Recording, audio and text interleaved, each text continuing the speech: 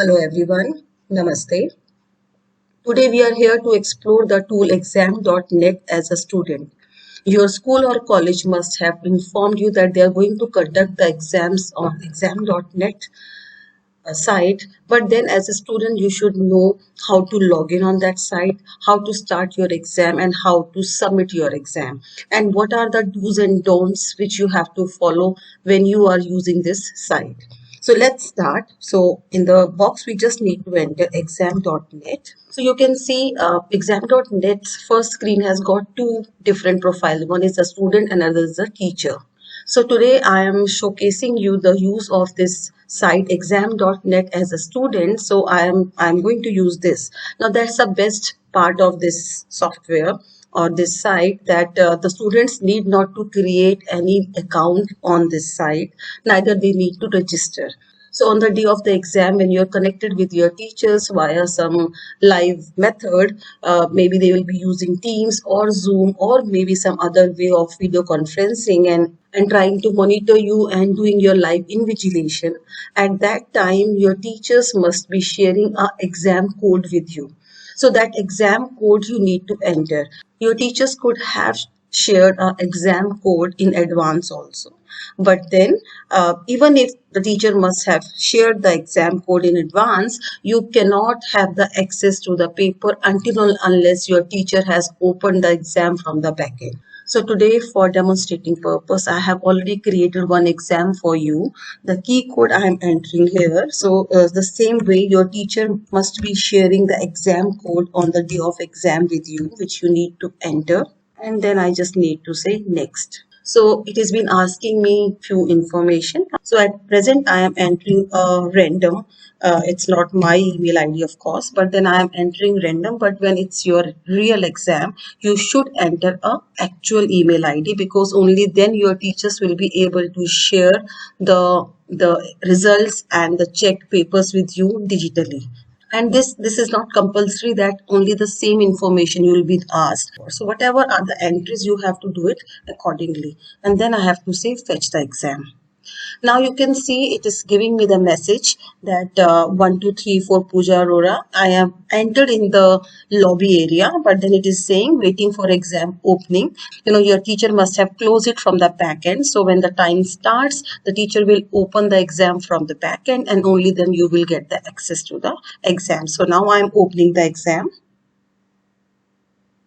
So you can see when I have opened the exam, it is showing me the message, the exam is ready. You are not allowed to leave the exam, and your teacher will be notified if you do so. So this is what the do's and don'ts I was been talking about. When you are working on an environment like exam.net, the moment you will begin your exam, your screen will go in a full screen mode. And then after that, even if you will try to swap the window, or you will try to go back to the desktop, or you will try to see the timings, or you try to open some other app, your teacher will be intimated immediately, and at the end teacher will get a complete log that how many times you logged out and how many times she unlocked you, and the reasons which you have been mentioning, that also will be listed with her. So those evidences will be with her digitally. It's saved, right? So I'm saying now begin exam. So now you can see that this is the exam paper, this is the writing area. So as per my convenience, I can adjust it's like this also if I just want to see more of the question paper.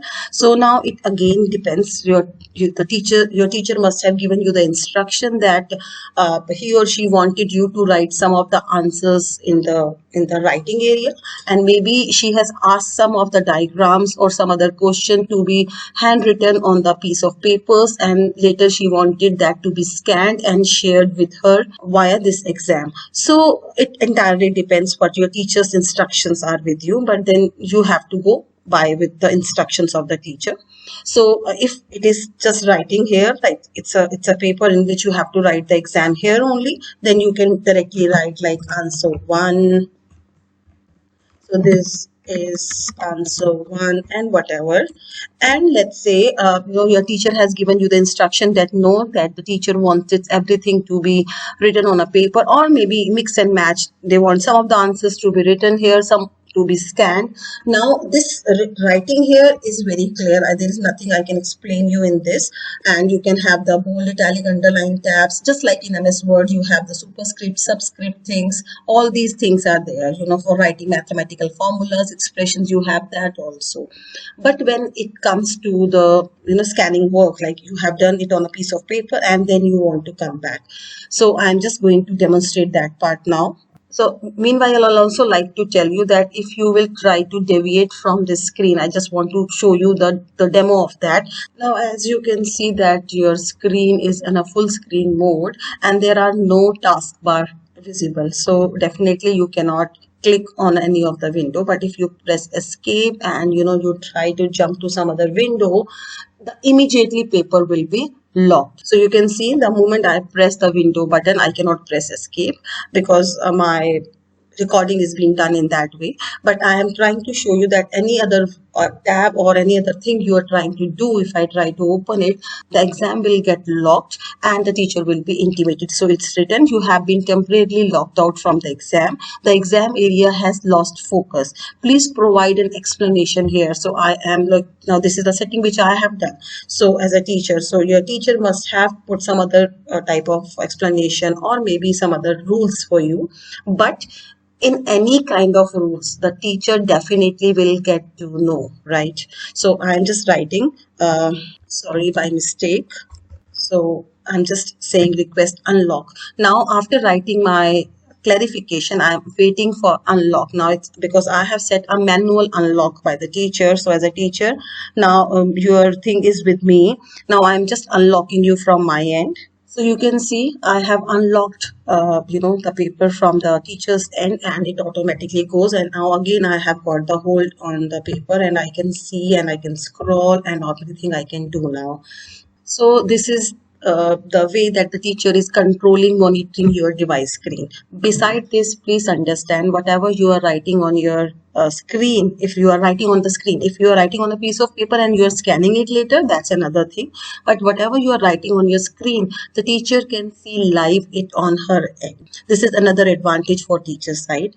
Now the third thing is, you must use your laptop for your exam.net. Only then you will be able to comfortably work for 1 or 2 or 3 hours paper. If you are trying to do it on the mobile, the moment your mobile screen is off, the paper will get locked automatically. So, that is a risk. However, when you are being using the desktop or a laptop, you can keep your screensaver on off mode so that the screen should not lock automatically. How to do that also, I will be showing you at the end once I will submit this paper and will be done with this part. Then comes teacher's chat. Now, what is teacher's chat? Let's say during the exam, if you have any doubts, you can put a question there also. So if your institute is not using any live invigilation, then you can go for the teacher's chat. If you are been using the live invigilation, then you definitely will be with them on a video conferencing software and you can always ask their live. Then comes scan work. Now the scan work is being used when you are writing your questions on a piece of paper and you need to scan your work. Now with exam.net, this again is very, very easy. The moment you click on scan work, it will show you a QR code. Now we all know, we all are been using the apps to scan the QR code. Like in my system, if I am using the Paytm, so the Paytm app has got a QR code reader. So if I'm using my Paytm QR code, that can also recognize. But then I request you all to please try beforehand. If that is not working, then you need to download a reliable QR code reader, right? So I am just showing you how it works. So for scanning the work, I recommend you to use your mobiles. You just need to quickly scan the QR code and then it will show you a scan work window. Now you have to click on scan work on your mobile. Now, the moment I will click the picture and click on OK, you will see that work, and I click on upload. Now, this all is being done using the cloud computing. So you need not to attach any wire. You need not to mail that work from mobile to the desktop. Nothing. It's connected wirelessly via cloud computing. So basically, whatever I have uploaded through my mobile phone will automatically be transferred to the exam.net cloud server. Now, it is asking enter code presented on mobile screen. Now, on my mobile screen, it is giving me a code 170, which I am entering here. And you can see this is what I have just scanned, and it is showing me here. And I'll say, okay. The same way, let me just show you one more.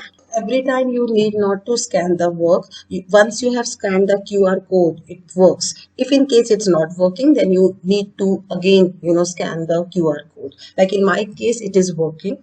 And when I'm uploading the work, it is giving me the option of rotate also. So as a student, it's my duty that when I'm submitting something to my teacher, it should be in a right way. So please, if you are being clicking the pictures, which is not in a straight way, you should rotate your images so that it will be easier for the teacher to check the exam. And then click on upload. Now you can see my second picture will be here. Now it is asking me again the code which is coming on my mobile screen. So every time this code is different. Like this time it's 954. Now you can see this is what I have just scanned, and I'm saying okay. Now once I upload all my work, then I just simply, when I know that I have done everything, I have done everything, I have written part. When I know I have written enough of whatever I want to, I have scanned my work also, everything is been on place, then I can simply just say submit exam. Now here you can see the time clock is running. Maybe on your exam day your teacher must have started a clock which will be showing you the time left, that help you to keep a track of time. Now I just need to say submit exam. Now when I click on submit exam, it will ask me for the confirmation. So until or unless I will not give the confirmation, it will not submit my exam. So I say submit exam. So there is no way that you have by mistake submitted any exam. So you can see it is saying me that thank you for your submission. Now I am just quickly telling you how to put your screen saver on none mode. So you just need to do nothing, but you have to right click and you have to say personalize. So here in the personalize, you can see a lock screen option. You have to click on lock screen. So then you have to click on screen timeout settings. Now you can see I have kept everything on never. So screen on battery power turn off after. So I have set everything never, and the sleep mode also never. So that's why until and unless I am not closing my screen on my own, it will not get off. So with this, I would just like to conclude that if you have liked the video, please click on the like button. I hope you find it helpful, and best of luck for your exams and stay safe.